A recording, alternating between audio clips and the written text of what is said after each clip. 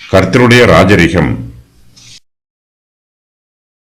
கர்த்தர் வானங்களில் தமது சிங்காசனத்தை ஸ்தாபித்திருக்கிறார். அவருடைய ராஜரிகம் சர்வத்தையும் ஆளுகிறது. கர்த்தருடைய வார்த்தையை கேட்டு அவருடைய வசனத்தின்படி செய்கிற பலத்த சௌரியவான்களாகிய அவருடைய தூதர்களே, அவரை ஸ்தோத்திரியுங்கள். கர்த்தருக்கு பிரியமானதைச் செய்து அவர் பணிவிடைக்காரராய் இருக்கிற அவருடைய சர்வ சேனைகளே, அவரை ஸ்தோத்திரியுங்கள். கர்த்தர் ஆளுகிற எவ்விடங்களிலும் உள்ள அவருடைய சகல கிரியைகளே, அவரை ஸ்தோத்திரியுங்கள். என் ஆத்துமாவே கர்த்தரை ஸ்தோத்திரி. கர்த்தருடைய சிங்காசனம். கர்த்தர் வானங்களில் தமது சிங்காசனத்தை ஸ்தாபித்திருக்கிறார். அவருடைய ராஜரிகம் சர்வத்தையும் ஆளுகிறது. தேவன் சர்வ சிருஷ்டிகர். அவர் எல்லா சிருஷ்டிகளையும் சிருஷ்டித்து அவற்றை பராமரிக்கிறார். தேவனுடைய தெய்வீக பராமரிப்பு எல்லா சிருஷ்டிகளுக்கும் பொதுவானது. தேவன் சர்வத்தையும் ஆளுகை செய்கிறார். கர்த்தர் வானங்களில் தமது சிங்காசனத்தை ஸ்தாபித்திருக்கிறார். கர்த்தருடைய ராஜரிகம் சர்வத்தையும் ஆளுகிறது. தேவனுடைய பராமரிப்பு சர்வ சிருஷ்டிகளுக்கும் பொதுவானதாக இருந்தாலும் தம்முடைய விசேஷித்த ஜனத்திற்கு தம்முடைய விசேஷித்த பராமரிப்பை கொடுக்கிறார். தம்முடைய ஜனங்கள் சந்தோஷமாகவும் சமாதானமாகவும் ஆசீர்வாதமாகவும் இருப்பதற்காக தேவன் அவர்களோடு உடன்படிக்கை செய்திருக்கிறார். அவர்களுக்கு வாக்குத்தத்தங்களை கொடுத்திருக்கிறார். கர்த்தர் வானங்களில் தமது சிங்காசனத்தை ஸ்தாபித்திருக்கிறார். அது அவருடைய மகிமையின் சிங்காசனம். அது அவருடைய ஆளுகையின் சிங்காசனம். கர்த்தர் தம்முடைய சிங்காசனத்தில் வீற்றிருந்து சர்வத்தையும் ஆளுகை செய்கிறார். தம்முடைய பிள்ளைகள் மீது கர்த்தர் விசேஷித்த கவனம் செலுத்தினாலும் சர்வ சிருஷ்டிகளின் மீதும் தேவனுடைய பொதுவான பராமரிப்பு கொடுக்கப்படுகிறது. இந்த பூமியில் உள்ள எல்லா காரியங்களையும் கர்த்தர் வானங்களில் உள்ள தம்முடைய சிங்காசனத்தில் இருந்து நோக்கி பார்க்கிறார்.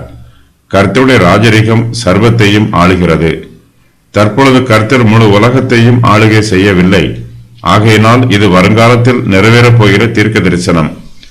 கர்த்தர் இயேசு கிறிஸ்துவை பரலோகத்தில் இருந்து பூலோகத்திற்கு அனுப்பி கலகக்காரர்கள் எல்லோரையும் அழிப்பார். அப்போது கர்த்தருடைய ராஜரிகம் சர்வத்தையும் ஆளுகை செய்யும்.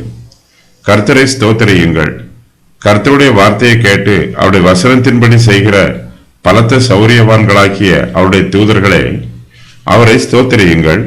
கர்த்தருக்கு பிரியமானதை செய்து அவர் பணிவிடைக்காரராய் இருக்கிற அவருடைய சர்வ சேனைகளே, அவரை ஸ்தோத்திரியுங்கள்.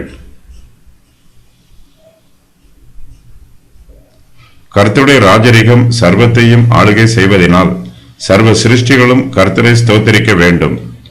தேவனுடைய பராமரிப்பு நமக்கு கிடைக்கவில்லை என்றால் நாம் ஒன்றுமே இல்லாதவர்களாய் இருப்போம்.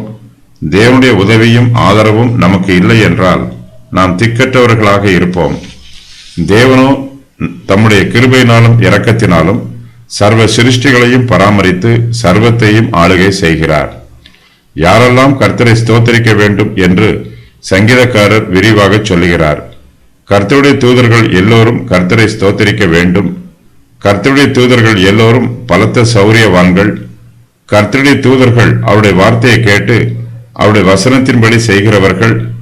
அவர்கள் பலத்த சௌரியவான்களாக இருந்தாலும் அவர்களும் கர்த்தரை ஸ்தோத்திரிக்க வேண்டும். தேவதூதர்கள் நாம் துதிப்பதை பார்த்து அவர்களும் உற்சாகம் அடைந்து கர்த்தரை துதிப்பதில்லை. நாம் கர்த்தரை துதிக்கவில்லை என்றால் தேவதூதர்களின் உற்சாகம் குறைந்து போய் அவர்கள் கர்த்தரை துதிப்பதை நிறுத்திக் கொள்ளப் போவதில்லை. அவர்கள் எப்போதுமே கர்த்தரை துதித்துக் கொண்டிருப்பார்கள். கர்த்தர் பரிசுத்தர், கர்த்தர் பரிசுத்தர் என்று தேவதூதர்கள் ஓயாமல் சொல்லிக்கொண்டு கர்த்தரை எப்போதும் துதித்துக் கொண்டிருப்பார்கள். தேவதூதர்களின் துதிகளுக்கும் ஸ்தோத்திரங்களுக்கும் கர்த்தர் பாத்திரராய் இருக்கிறார். தேவதூதர்களே கர்த்தரை இடைவிடாமல் பயபக்தியோடு துதித்துக் கொண்டிருக்கும் போது சாதாரண மனுஷர்களாகிய நாம் கர்த்தருடைய சமூகத்தில் பயபக்தியோடு வந்து உள்ளத்தின் ஆழத்தில் இருந்து கர்த்தரை துதிக்க வேண்டும்.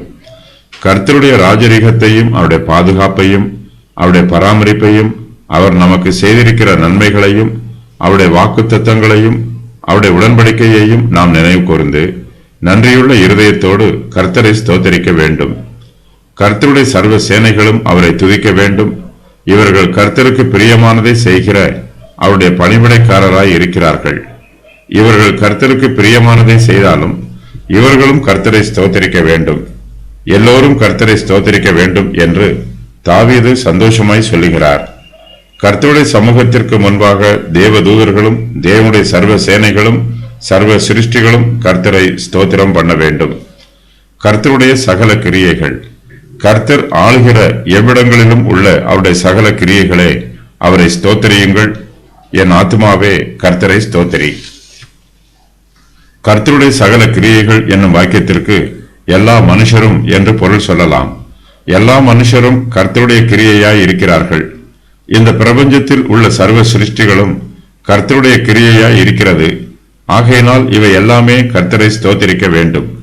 நாம் கர்த்தரை ஸ்தோத்திரம் பண்ணுவது போல கர்த்தருடைய மற்ற சிருஷ்டிகளால் கர்த்தரை துதிக்க முடியாது. ஆனாலும் கர்த்தாவே, உம்முடைய கிரியைகள் எல்லாம் உம்மை துதிக்கும், உம்முடைய பரிசுத்தவான்கள் உம்மை ஸ்தோத்திரிப்பார்கள் என்று சங்கீதக்காரர் சொல்லுகிறார்.